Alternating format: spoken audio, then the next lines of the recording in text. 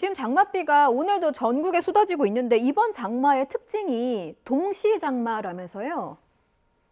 예, 그렇습니다. 보통 우리가 알고 있기로 이제 장마 전선이 남쪽에서 시작해서 이렇게 북쪽으로 점점 올라오는 것이 우리가 일반적으로 알고 있는 그림인데요. 예. 사실 이렇게 좀 세세하게 들여다보면은 장마 전선에 그렇게 일자를 따라서 쭉 비가 오는 것은 아니고, 예, 장마 전선 안에서 이렇게 저기압이 형성이 돼서 그 저기압이 통과하는 그 길을 따라서 비가 오는 건데, 음. 이번에는 그 장마 전선에서 형성됐던 저기압이 한반도 중부 지역으로 이렇게 지나가게 되면서 전국적으로 동시에 비가 오게 됐습니다. 음. 예전에는 이게 한 10년 정도에 한 번 정도 꼴로 일어나던 현상이었었는데 어. 요새는 조금 자주 일어나고 있어서 2019년에도 그랬었고 21년에도 그랬었고 지금 올해도 그렇게 한 2년마다 한 번씩 이런 현상이 일어나고 있습니다. 그렇군요. 이 장마 정선이 일본을 거치면서 엄청난 비를 쏟아냈다고 하는데 지금 상태도 좀 비를 많이 머금고 있는 상황일까요?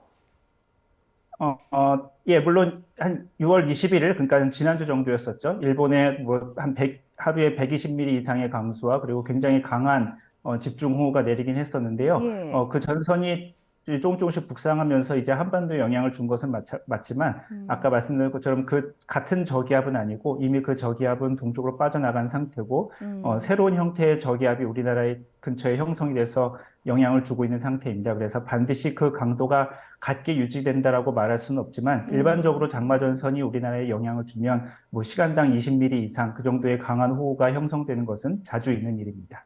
그렇군요. 일본에서 그 장마전선이 이제 우리나라를 오기 전에 일본에 있을 때 일부 지역에서는 낙뢰도 지금 뭐 돌풍까지 있어서 120mm 안팎의 장대비가 내려서 큰 피해를 줬다고 하던데 우리나라에도 이 정도 낙뢰와 돌풍 그리고 비의 양을 예상하면 되는 걸까요?